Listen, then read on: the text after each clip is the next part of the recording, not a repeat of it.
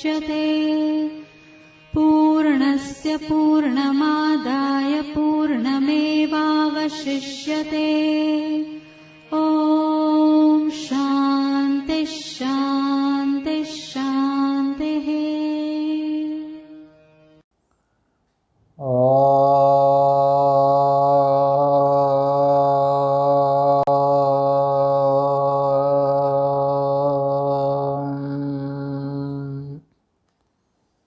यो ब्रह्माणं वेदधाति पूर्वं यो वै वेदाश्च प्रणोति तस्मै तं देवमात्मबुद्धिप्रकाशम् मुमुक्षुर्वै शरणमहं प्रपद्ये। ॐ शान्तिः शान्तिः शान्तिः।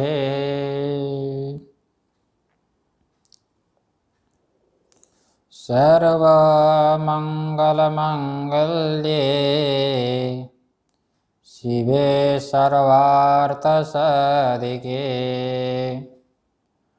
शरण्ये त्र्यम्बके गौरी नारायणि नमोऽस्तुते नारायणि नमोऽस्तुते।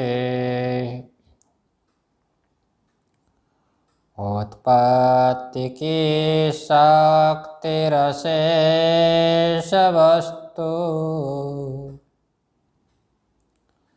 प्रकाशने कार्यवशेन यस्या विज्ञायते विश्वविवर्तहेतो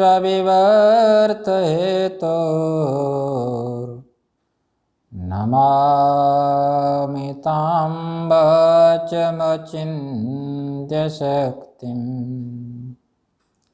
भक्तारमासाद्ययमेव नित्या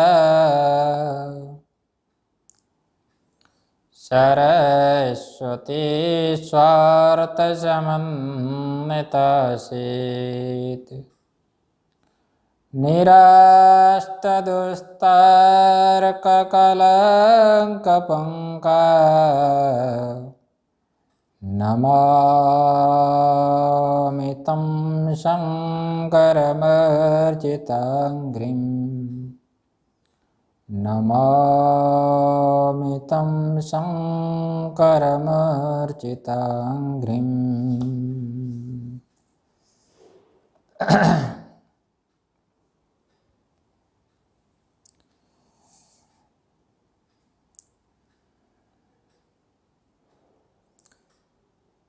सच्चिदानंद स्वरूपिणी ब्रह्मरूपिणी भगवती जगदम्बा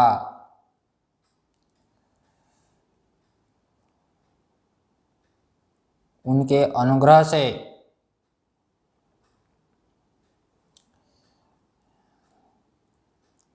विचार चल रहा है त्रिपुरा रहस्य नामक ग्रंथ के ज्ञान खंड संदर्भ में तृतीय अध्याय का प्रारंभ हुआ है।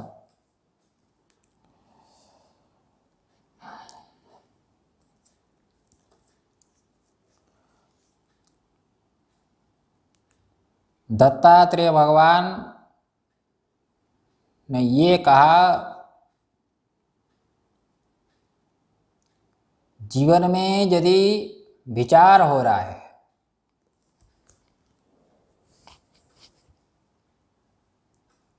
क्या कर्तव्य है क्या अकर्तव्य है, ऐसा विचार है मनुष्य जीवन रूपी वृक्ष का फल है, सार है, सार।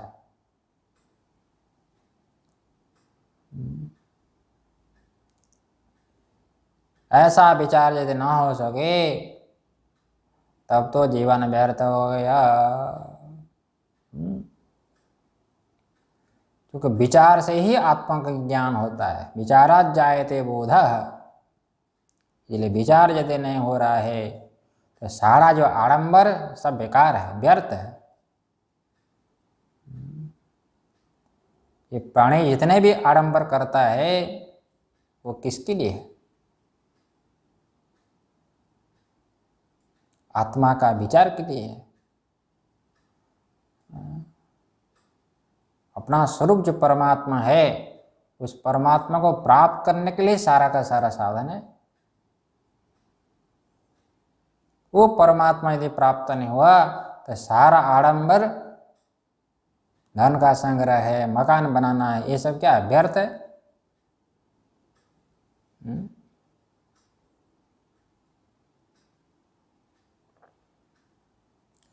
जैसे कोई बाराती जाती है, आप लोगों ने विचार किया होगा, तो बाराती जो जाती है वो किसके लिए है? दूल्हे के लिए है।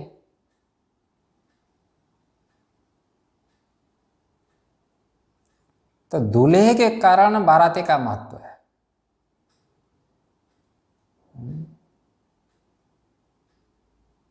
बाराती दूल्हे के साथ जाती है, न कि जो है दूल्हा बाराती के साथ है। कहना है जब तक वो दूल्हा है तब तक बाराती का महत्व है।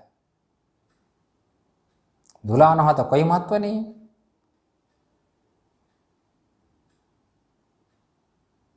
अथवा दूल्हे का यदि मिलन नहीं हुआ दुल्हन के साथ तो बाराती, ये जो बाराती का आडंबर है सब क्या व्यर्थ है। तो दुल्हन कौन? दुल्हन तो परमात्मा है, वही परम प्रिय है साधक के लिए। जो हमारा परम प्रिय है परमात्मा, अपना स्वरूप, उसके साथ यदि जीव का मिलन नहीं हुआ, सारा आडंबर व्यर्थ हो गया। यह चेत अवेदित अत सत्यमस्ति न चेत महति विनष्टि। बहुत बड़ा ये नुकसान है, बहुत बड़ा धोखा है। तो ये दत्तात्रेय भगवान ने द्वितीय अध्याय में कहा, तब मनुष्य जीवन रूपी वृक्ष का फल आत्मा का विचार है, कर्तव्य अकर्तव्य का विचार है। तो ऐसा दत्तात्रेय भगवान के उपदेश को सुनकर के परशुराम जी कह रहे, उसने ये प्रश्न किया, सदगुरु के चरणों में प्रार्थना करके ये प्रश्न उठाया, ये आज तक मुझे ही सुनने की इच्छा क्यों नहीं है?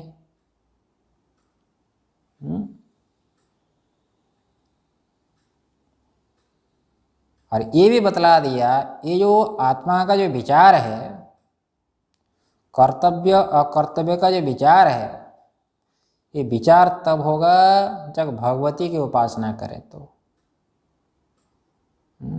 और भगवती की उपासना तब करेगा जब भगवती के महिमा का जो श्रवण करे। तो भगवती की महिमा का श्रवण, कथा का श्रवण,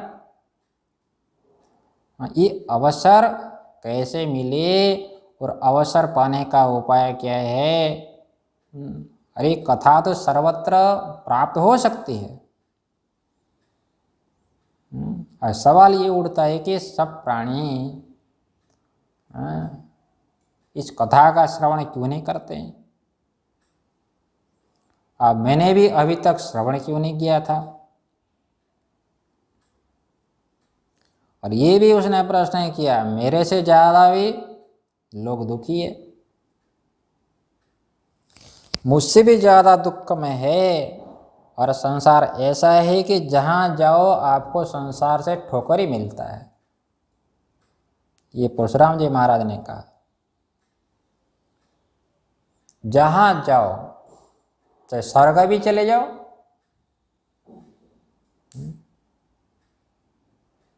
तीर्थ चले जाओ, सब जगह साधक को ठोकर ही मिलता है, ठोकर ही मिलता है। इसलिए कोई इस परमार्थ मार्ग में साथ देने वाला नहीं है। ये सब मेरे मन में प्रश्न है।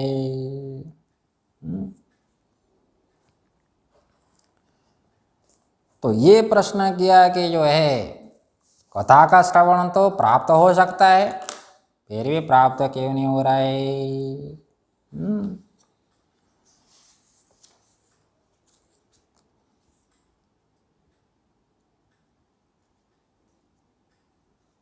नचिकेता जमराज का संवाद जब होता है, आप लोग सुने हैं,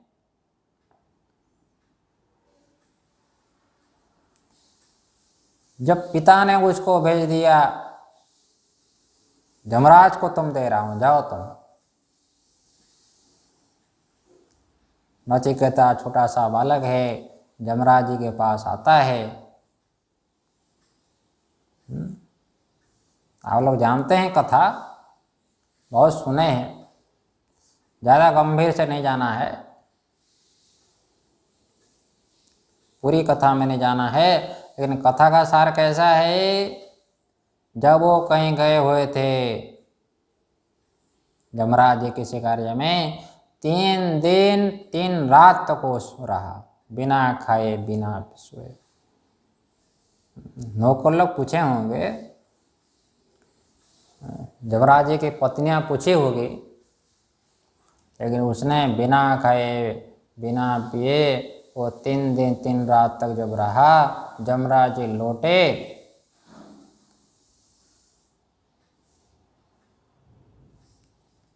तो सब दौड़ करके गए जमराज जी के पास कि जमपुरी में आग लग गई, आग लग गई। जमराज जी घबरा गए, भाई आग कैसे लग गई?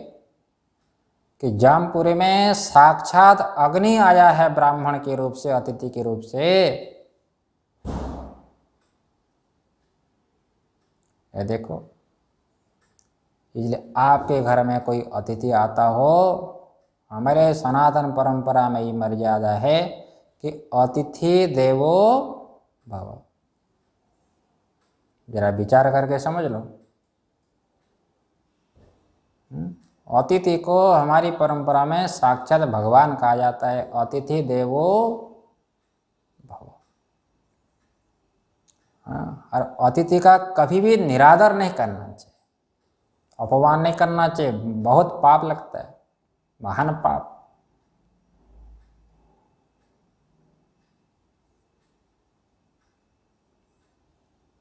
इसलिए मातृदेवो भव, पितृदेवो भव, आचार्यवान देवो भव, आचार्य देवो भव, अतिथि देवो भव। ये हितोपदेश ग्रंथ, हितोपदेश, हितोपदेश के फास्ट पेज में, आजकल जैसे फास्ट प्राइमरी बोलते हैं स्कूल ना, सबसे पहले बालक को फास्ट प्राइमरी में भेजा जाता है। इसी प्रकार से पहले फास्ट प्राइमरी क्लास के छात्रों को, शिशु को ये पढ़ा जाता था, मातृदेवो भव, पितृदेवो भव, आचार्य देवो भव और अतिथि देवो भव। पहले घर के सामने भी लिखा जाता था अतिथि देवो, लेकिन आजकल क्या लिखा जाता है? घर के सामने, कुत्तों से सावधान, कुत्तों से सावधान। ये बताओ,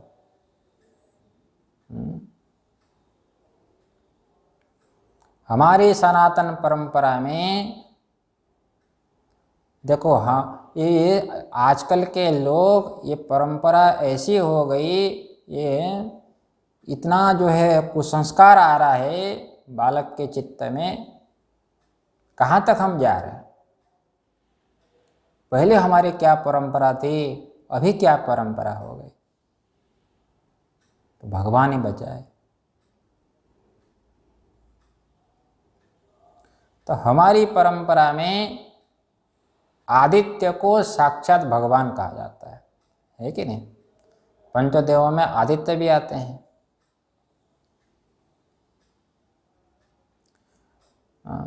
आदित्य को हम साक्षात नारायण कहते हैं। इसलिए आपके घर में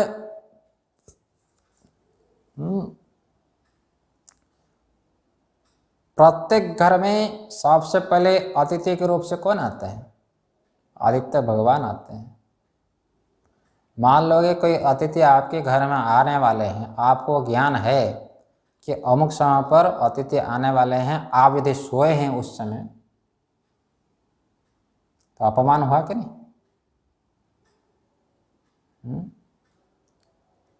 इसी प्रकार आदित्य भगवान कब उदय होने वाले हैं आपको पता है।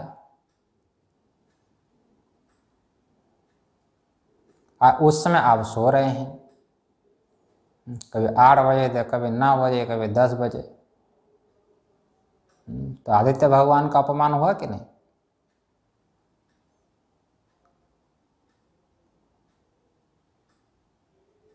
कोई आदमी कहीं जा रहे थे, कहाँ जा रहे थे?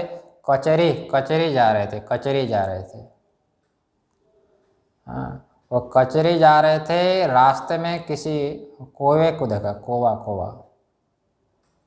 भाई कौवा का स्वभाव भी होता है काव काव करना। तो कौवा को देख करके, काव काव सुन करके, हाँ, वो आदमी ने कहा कि आज मेरा अपशकुन हो गया, अपशकुन हो गया, अपशकुन हो गया। तो कौवा ने कहा, हाँ, हे मनुष्य, तुम बोल रहे हो कि अपशकुन हो गया मुझे देख करके, लेकिन मैं भी वही बोल रहा हूँ कि तुमको देख करके आज मेरा अपशकुन हो गया, खाने पीने को ठीक से मिलना नहीं मिलेगा। उनको बड़ा आश्चर्य हुआ। किसको? वो आदमी को। हाँ, ये तो बड़ा विलक्षण है। हाँ, कौवा, तुम बोल रहे हो कि मुझे देख करके अपशकुन हो गया, कैसे? कौवा ने कहा कि मनुष्य, तुम मनुष्य जन्म में तो हो, इसलिए बुद्धिमान हो, लेकिन मेरे से तुम ज़्यादा बुद्धिमान नहीं है। मेरे से तुम ज़्यादा बुद्धिमान नहीं है।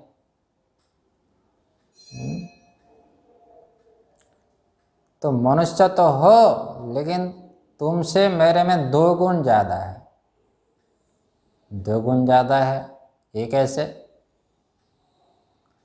उसने कहा, कौवा ने, देखो, हमको कोई चीज मिलती है, हाँ, तो हम अकेले नहीं खाते हैं। कोई भी चीज मिलती है तो हम अकेले नहीं खाते हैं, अपने जाति भाई को बुला कर के, भले हम लड़ाई झगड़ा आपस में करते हैं, लेकिन मिल बांट करके खाते हैं। और तुम लोग कैसे मनुष्य हो? कोई बढ़िया चीज मिल गई, झट से मुंह में डाल देते हो। ये गुण ये ज़्यादा है मेरे में।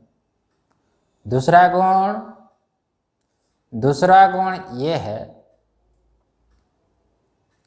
जिस समय आदित्य भगवान का उदय होता है, प्राकट्य होता है, तुम लोग सोते रहते हो।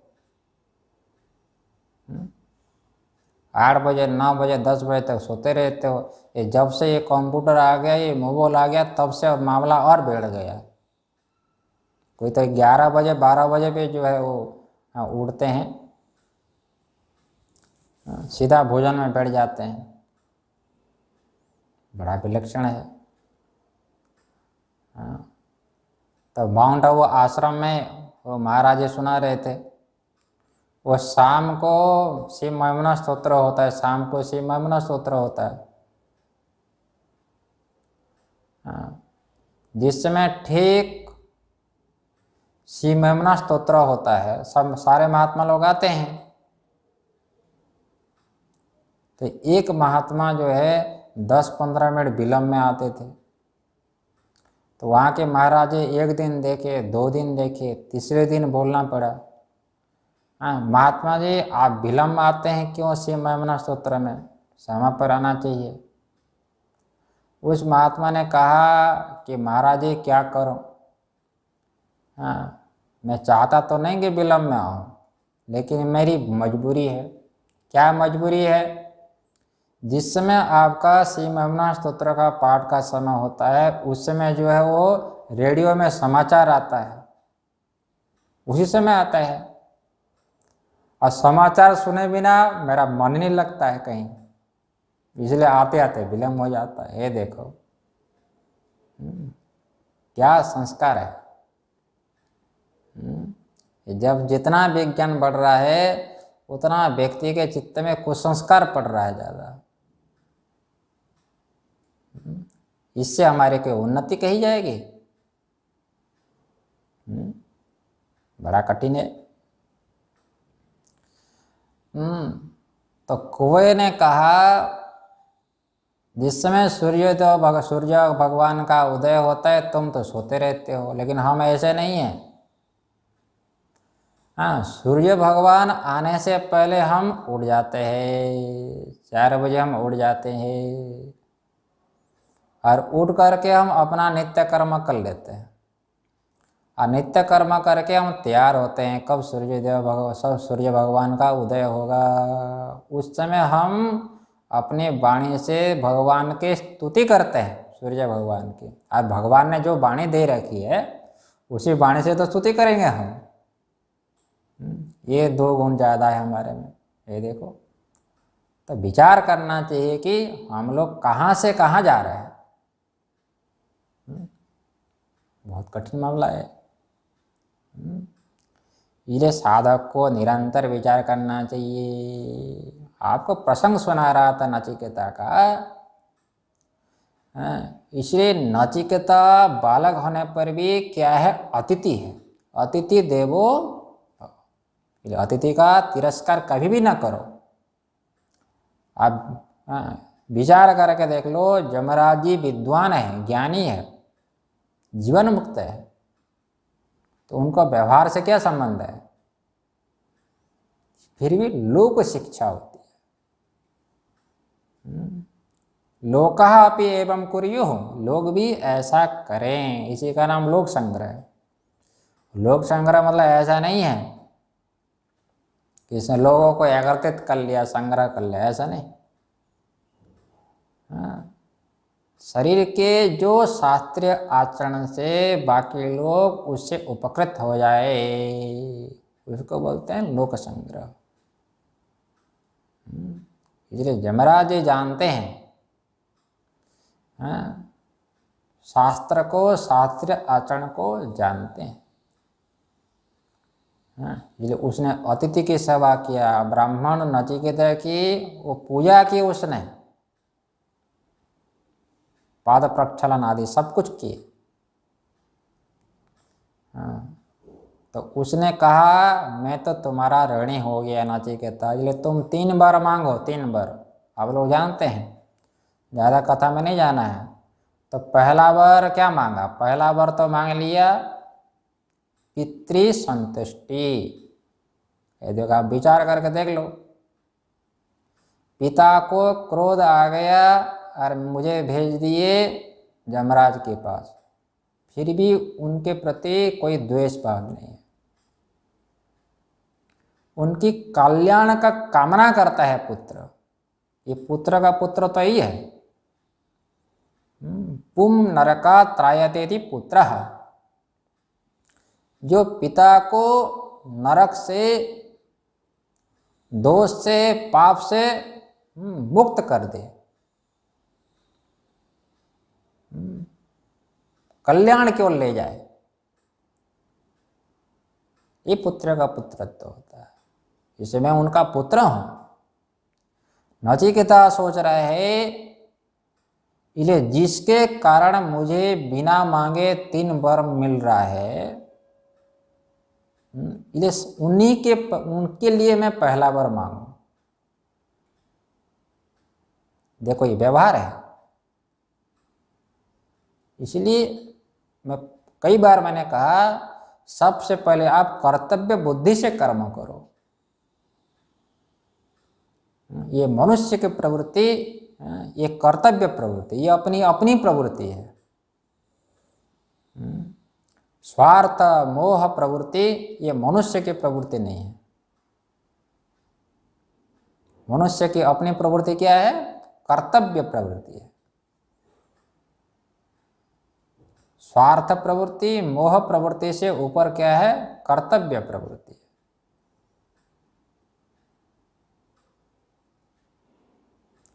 ये नचिकेता छोटा सा बालक कर्तव्य बुद्धि से वो मांग रहा है कि मेरे पिताजी को बहुत क्रोध आता है, बार बार क्रोध आता है, उनका क्रोध शांत हो जाए मेरे पिताजी का, और मैं यदि यहाँ से वापस जाऊँ तो मुझे पहचाने। ये पहला वर मांग दिया।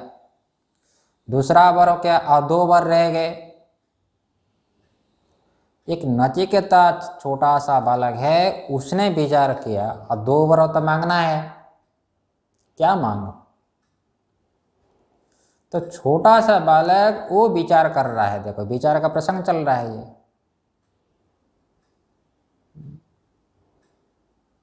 तो नचिकेता छोटा सा बालक विचार करता है भाई संसार में 2 प्रकार के व्यक्ति है। तो 2 प्रकार के व्यक्ति कैसे है? एक तो संसार का विचार नहीं करते,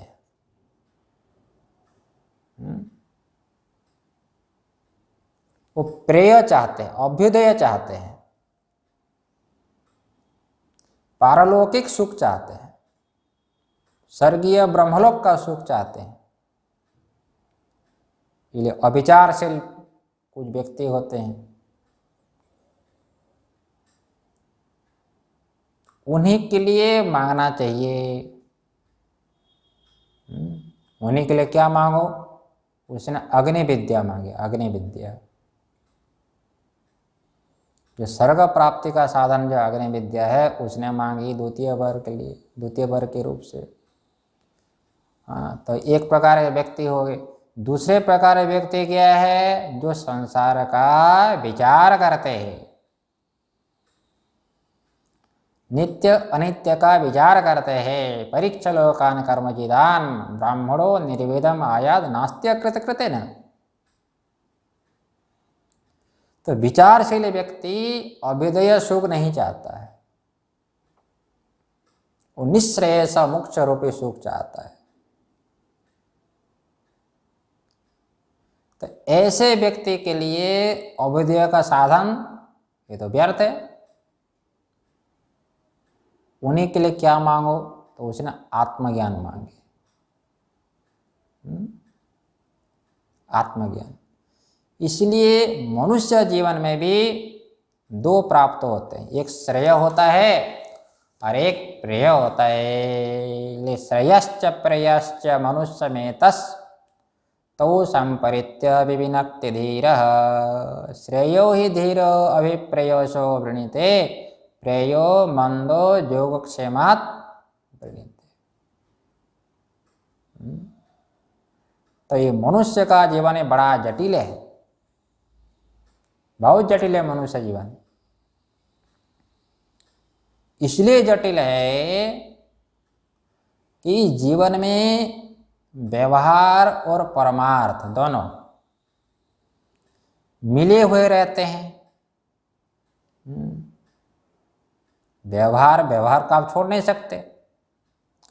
तो व्यवहार भी है और परमार्थ मार्ग में भी चलना है। व्यवहार करते हुए परमार्थ मार्ग में चलना है। इसलिए कभी सत्संग में जाकर के सत्संग सुनता है, शास्त्र का श्रवण करता है, महापुरुष के मुख से श्रवण करता है। तो जिस समय शास्त्र का श्रवण करता है उस समय ये विचार आता है ईश्वर को ही प्राप्त करना है। हमारा लक्ष्य ईश्वर है, इसलिए मैं परमात्मा का भजन ही करूँगा। लेकिन जब घर पहुँचता है सत्संग से जब घर पहुँचता है, हाँ, तो घर वाली धर्म पत्नी कहती है घर पर खाने को नहीं है, कुछ लेकर आओ। अब क्या करे, भूखे भजन न है गोपाल। भोजन के बिना तो भजन कैसे करोगे। इसलिए शास्त्र सुन करके मन में संकल्प तो किया कि मैं भगवान का भजन करूं, पर व्यवहार में जब पहुंचता है, जो शास्त्रीय जो विचार है वो ठंडा पड़ जाता है। परमात्मा का ही मैं भजन करूंगा, ये जो संकल्प है वो ठंडा पड़ जाता है। ये ले बाजार से जो है आटा लाता है, चावल लाता है। इसलिए दो चीजें होती है, एक श्रेय भी प्राप्त है, हाँ, अपने जीवन में श्रेय भी प्राप्त होता है, और प्रेय। जैसे आप मार्केट से आप लाते हो चावल जब लाते हो तो उसमें कंकड़ में रहता है कि नहीं, तो कंकड़ को आप लाते हो क्या? नहीं, कंकड़ को अलग से नहीं लाते हो, वो चावल के साथ ही कंकड़ आता है।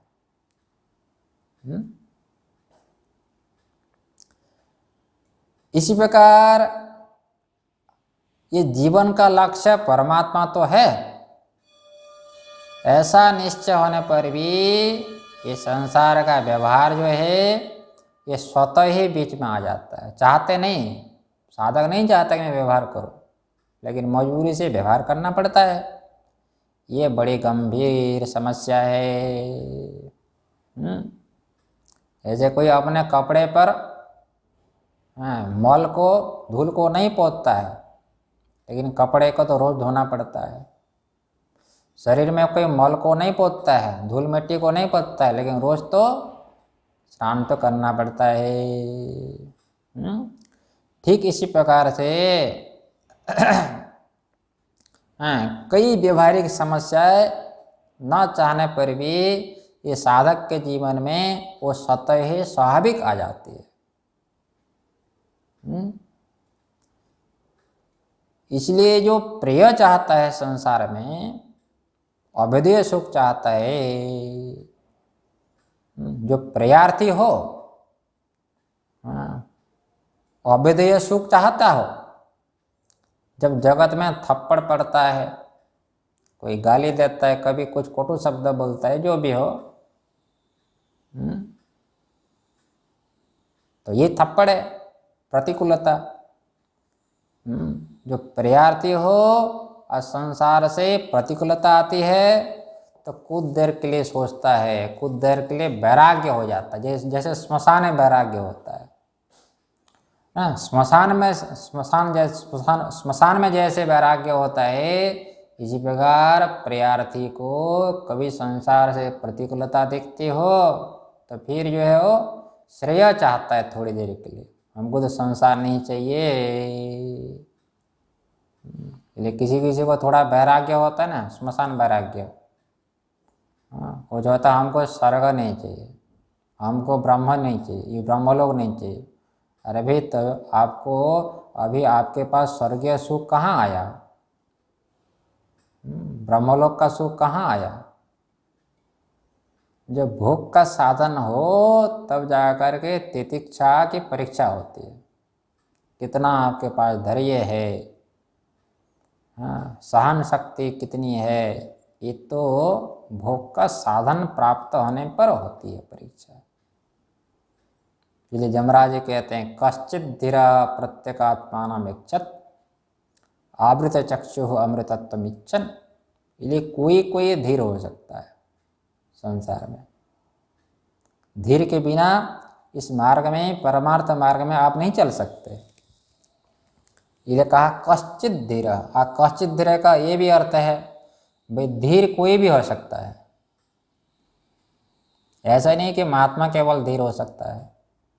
आप लोग गृहस्थ लोग भी धीर हो सकते हो। इसलिए जैसे भगवान की भक्ति में सबका अधिकार है, इसी प्रकार आत्मज्ञान में सबका अधिकार होता है। कोई अंतर नहीं।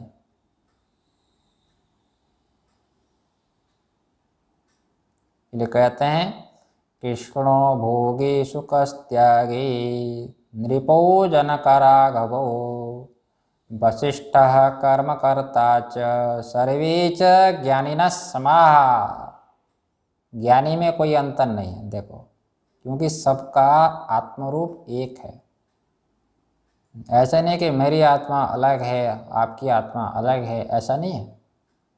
आत्मा एक होने से आत्मज्ञान भी एक ही होगा, अनेक नहीं होगा। जैसे कोई राजा भी खा पी करके सो जाता हो, उनको जो आनंद प्राप्त होता है सुषुप्ति में, एक भिखारी भी सूखी रोटी खा करके उनको वही आनंद प्राप्त होता है, अलग नहीं है। इसी प्रकार आत्मज्ञान भी एक ही होता है। तो महापुरुष लोग कहते हैं कृष्णो भोगी सुखस्त्यागी नृपो जनकराघवो। जैसे भगवान कृष्ण है, भोगी तो नहीं है, लेकिन व्यवहार में भोगी दिखते हैं। उनके पास बहुत भोग का साधन है, बहुत पत्नियां हैं, बहुत ऐश्वर्य है, फिर भी वो ज्ञानी है, वो सर्वज्ञ है। नृपो जनकराघवो, ये देखो जनक जी कैसे राजा है, जनक जी राजा है, और राम जी वो भी राजा ही है, फिर भी वो ज्ञानी है। वशिष्ठः कर्मकर्ता च।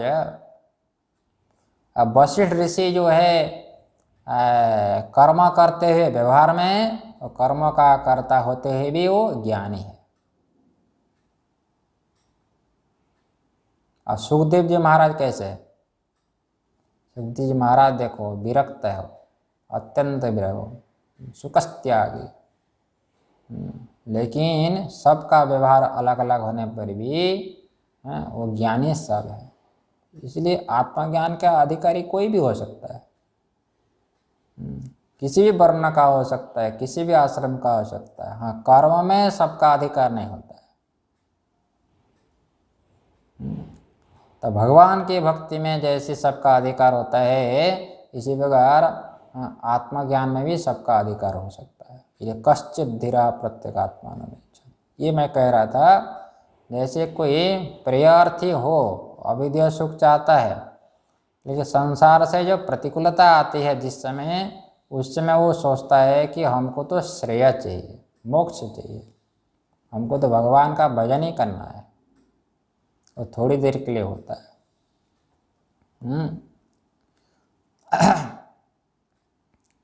इसलिए हम देखते हैं, इसलिए मनुष्य जीवन में श्रेय भी आता है सामने, और प्रिय भी मिल करके आता है। लेकिन मनुष्य में कोई एक धीर होता है, अर्थात विवेकी होता है, और एक होता है अविवेकी, विचार नहीं करता है।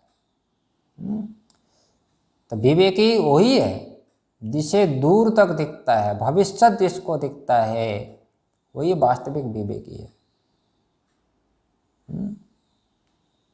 हित और अहित का जो विचार करता है वो होता है विवेकी। जीते जी हमने यदि आत्म साक्षात्कार नहीं किया तो हमारा क्या होगा? मृत्यु अवश्यंभावी है। जो दूरदर्शी होता है, जो भविष्य को देखता है, अपने जीवन के महत्व को समझता है, वो होता है विवेकी।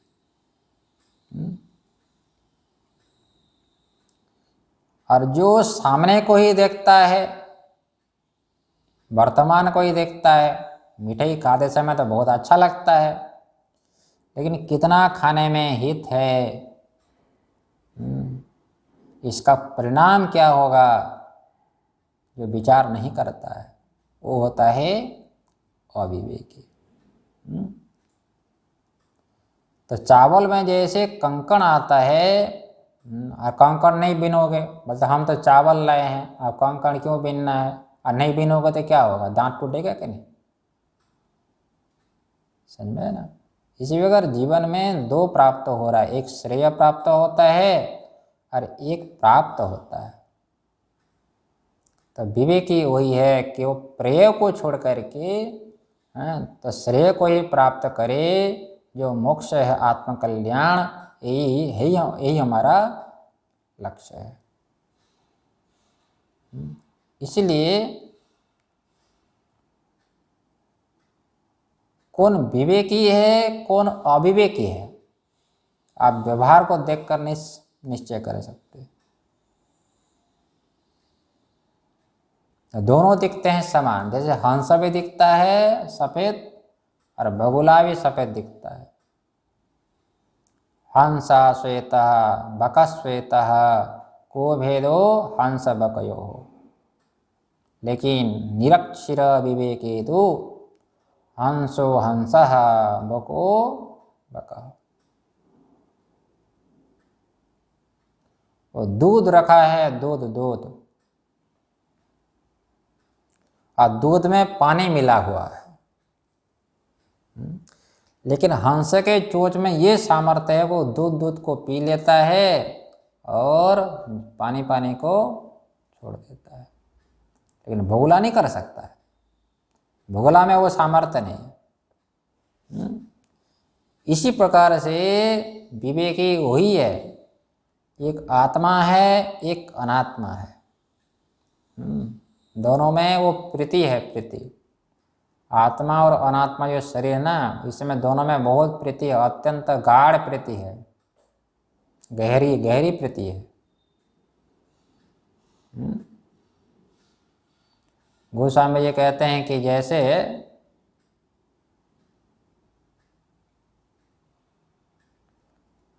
दूध और जल में बहुत प्रीति होती है ना, बहुत प्रीति होती है। अब उसमें यदि तुमने खटाई डाल दिया थोड़ी सी,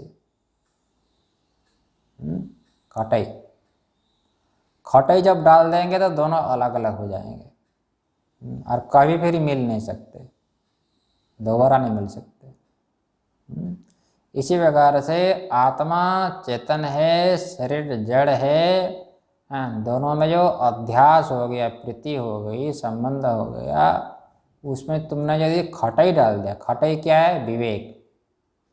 एक बार जब विवेक हो गया, जब एक बार जब फट गया दूध, दोनों फिर और प्रीति नहीं हो सकता, संबंध नहीं हो सकता है। इसी प्रकार एक बार यदि आपको विवेक हो गया आत्मा और अनात्मा का, इसी प्रकार श्रेय और प्रेय का, श्रेय हमारा लक्ष्य नहीं है, ये प्रेय हमारा लक्ष्य नहीं है, अनित्य सुख हमारा प्राप्तव्य लक्ष्य नहीं है। हमारा लक्ष्य तो क्या है, नित्य सुख है, श्रेय है, वो होता है विवेकी।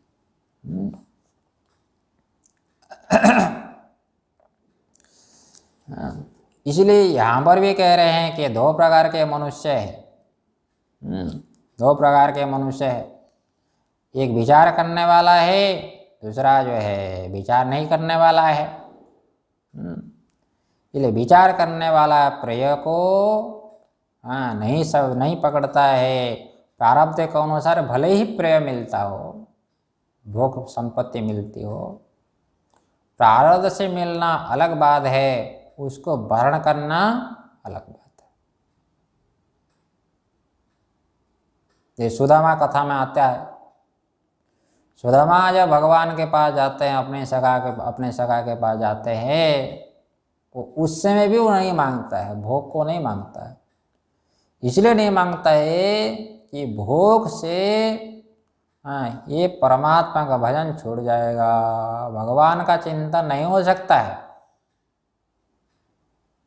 भोग से, इसलिए भोग का वर्ण नहीं करता है।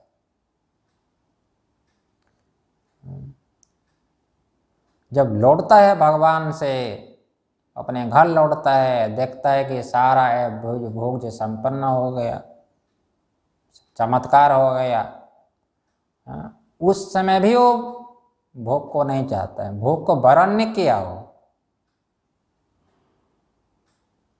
इसलिए प्रेय प्रारब्ध के अनुसार, ऐश्वर्य प्रारब्ध के अनुसार मिलना अलग बात है, लेकिन उसको वर्ण करना यही हमारा सब कुछ है, ऐश्वर्य, ये नहीं। मुमुक्षु ऐसा नहीं मानता है।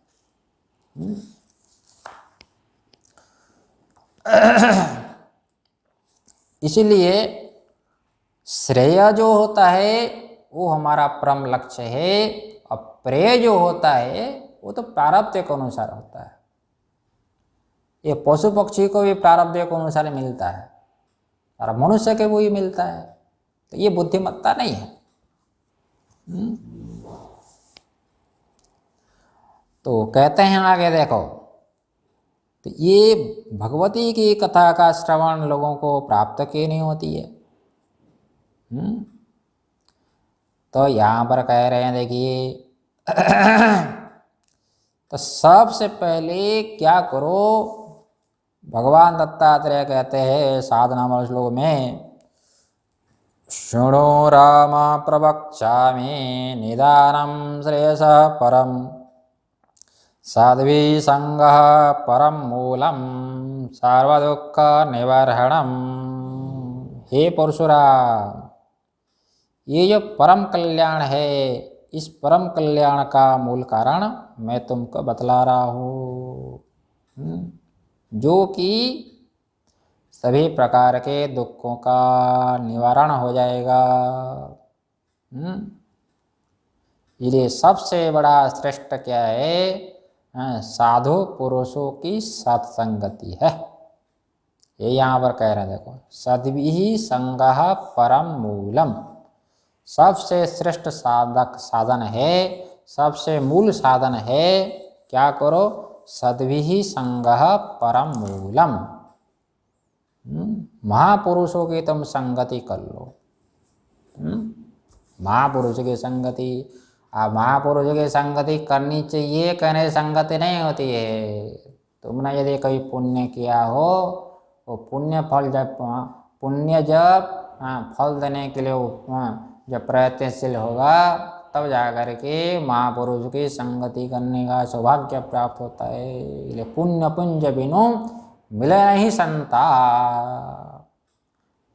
बिना पुण्य से, जीव को बिना पुण्य के संतों का दर्शन, सत्संग प्राप्त नहीं होता है। इसलिए पुण्य के फल से जब उसे सत्संग प्राप्त होगा, सतसंगति संसृति कर अंता, गोस्वामी जी कहते हैं। पुण्य के फल से जब साधक को सत्संग प्राप्त होता है, तब जीव का अनादिकाल से जो भटक रहा है, अलग अलग शरीर में जा रहा है, ये भटकना, ये जन्म मरण रूपी चक्र, ये समाप्त हो जाएगा। जिस दिन व्यक्ति का सत्संग पूरा हो जाएगा, उसी दिन उसका मोक्ष हो जाएगा। क्योंकि संत जो ज्ञानी है, अपने को शरीरधारी नहीं समझता है, अपने को सत समझता है।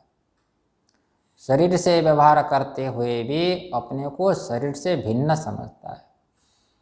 ये शरीर तो असत है।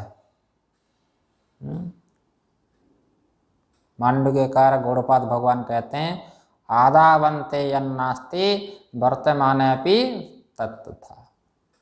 जो पहले नहीं है, जो आगे नहीं रहेगा, अब वर्तमान में जो दिख रहा है वो वास्तविक नहीं है, वो असत है,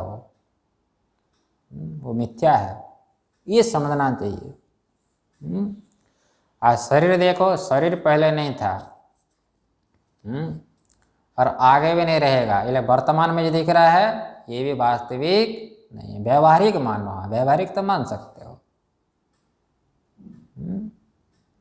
लेकिन आत्मा पहले भी है, अभी भी है और आगे भी रहेगा।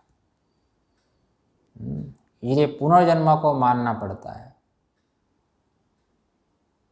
पुनर्जन्म को नहीं मानेंगे तो योग सूत्र में बड़ा सुंदर विचार आता है।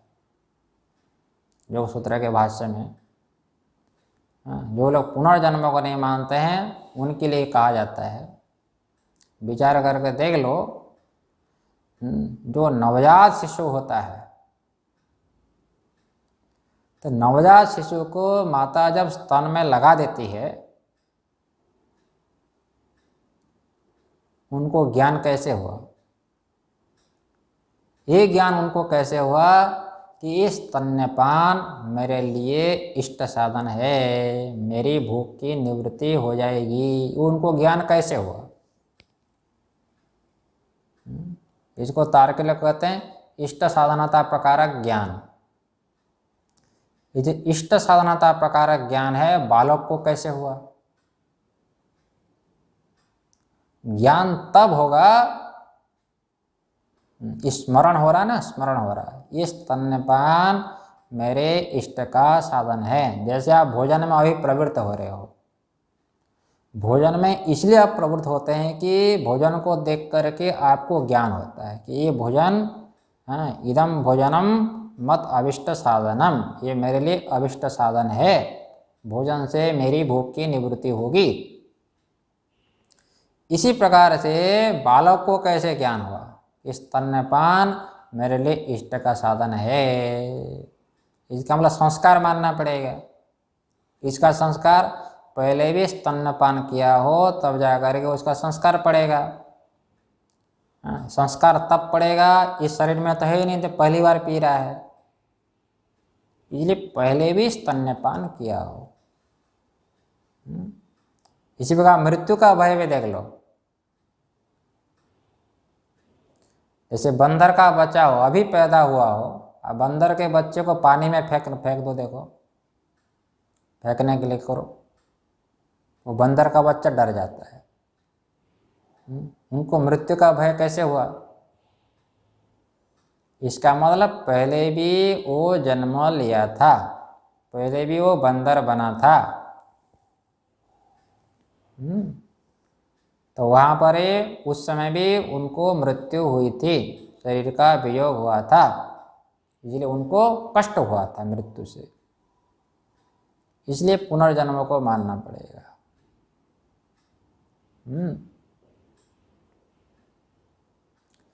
इसलिए आत्मा शरीर से भिन्न है, शरीर से पहले भी आत्मा है, पहले भी था, अभी भी है और आगे भी रहेगा, वही सत्य है। और वही हमारा जिज्ञास्य है। उसी के लिए सत्य का साक्षात्कार करने के लिए तो संत के पास जाता है। विष्णु भगवान कहते हैं एतावदेव जिज्ञास्यम आत्मतत्त्वं जिज्ञासुना अन्वय व्यतिरेकाभ्याम यत्स्यात् सर्वत्र सर्वदा। ये चतुश्लोकी भागवत में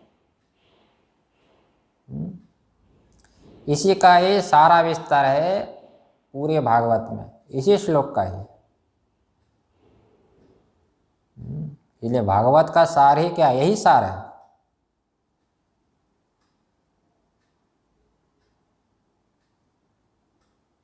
इसलिए एतावदेव जिज्ञास्यम, जो सत वस्तु है, पारमार्थिक तत्व वस्तु है, वही हमारा प्राप्तव्य है, वही जिज्ञास्य है। उसको प्राप्त करने के लिए साधक संत के पास जाता है, क्योंकि संत अपने को शरीरधारी नहीं समझता है, अपने को सत समझता है।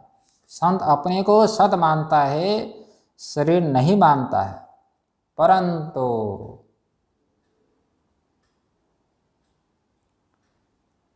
तो महापुरुष का जो शरीर होता है, उसी की सन्निधि में ही आपको आत्मज्ञान प्राप्त होता है। उसी के संबंध से, उसकी सन्निधि से, उसकी सेवा से ही आपको आत्मज्ञान प्राप्त होता है। इसलिए ज्ञानी के शरीर का भी महत्व रहता है। इसलिए गुरु के 3 स्वरूप मैंने बताया था पहले। एक तो स्थूल स्वरूप है, एक तो सूक्ष्म स्वरूप है, और एक तो पारमार्थिक स्वरूप है। तो स्थूल स्वरूप क्या है गुरु का? गुरु का स्थूल स्वरूप होता है ये जो शरीर दिख रहा है, ये स्थूल स्वरूप है। हाँ, और गुरु का सूक्ष्म स्वरूप मंत्र होता है, इसलिए मंत्र में गुरु का निवास होता है। इसलिए गुरु का शरीर न रहने पर भी, स्थूल रूप न होने पर भी मंत्र में उनका निवास सूक्ष्म रूप से होता है। और गुरु का पारमार्थिक स्वरूप क्या है? सत है,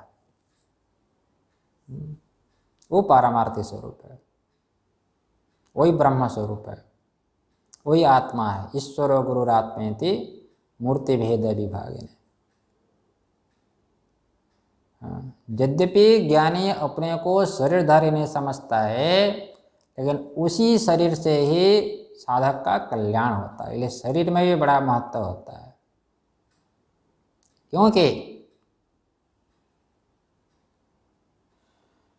जिस शरीर से ज्ञानी को आत्मज्ञान हुआ, उस शरीर की भी महिमा होती है। उसी शरीर की आप सेवा करोगे, केवल इतना नहीं। जिस शरीर से ज्ञानी को आत्मज्ञान हुआ, कल्याण हुआ, उस शरीर का भी संबंध जहां पर हो जाता है। इसलिए ज्ञानी अपने हाथ से स्पर्श कर दिया उस वस्तु को, वो वस्तु प्रसाद हो जाता है।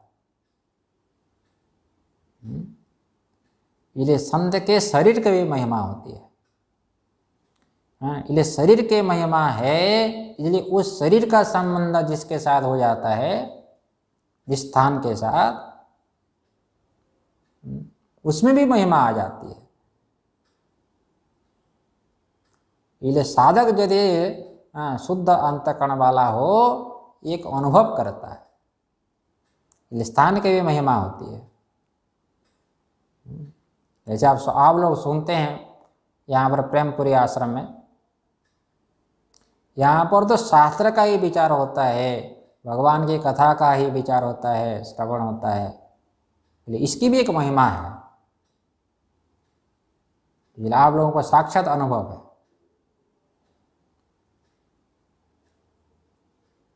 किसी मंदिर में हो अथवा किसी भगवान के गृह में हो, जहाँ पर पूजा होती है, पूजा घर, आप अनुभव करके देख लीजिए। उस पूजा घर में अथवा उस मंदिर में केवल मंत्र का ही उच्चारण होता हो, मंत्र के अतिरिक्त कुछ भी उच्चारण ना होता हो, वहाँ का परिवेश, वहाँ का वायुमंडल आप देखिए, अनुभव करके देखिए, होता है कि नहीं? एक अलग ही अनुभव होता है। इसी प्रकार से जिस शरीर से ज्ञानी को आत्मकल्याण हुआ, परमानंद सुख की प्राप्ति हुई, उस शरीर का ये महत्व होता है। यद्यपि ज्ञानी अपने को शरीरधारी नहीं समझता है, लेकिन उसी शरीर के सान्निध्य से ही साधक का कल्याण होता है। और ये भी संत के पास जब साधक जाता है, ये भी उनको बोध हो जाता है कि संसार में कोई निस्वार्थ भाव से प्रेम करने वाला है। नहीं तो व्यवहार हम देखते हैं, प्रयोजनम बिना मंदोपि न प्रवर्तते, बिना प्रयोजन के तो कोई बात ही नहीं करता है। लेकिन जब साधक संत के पास जाता है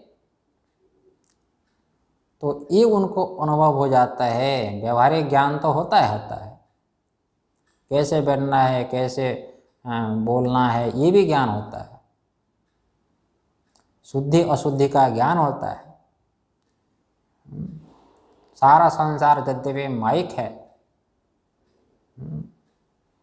फिर भी जब तक आत्मज्ञान नहीं हो रहा है, आपको तो शुद्धि अशुद्धि का ज्ञान रखना होगा।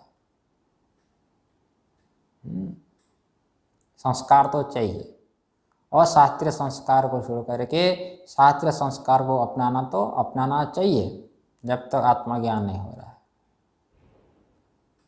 ये संत के पास आने पर साधक को ये भी ज्ञान होता है, व्यावहारिक ज्ञान, और ये भी बोध हो जाता है कि संसार में कोई निस्वार्थ भाव से प्रेम करने वाला है।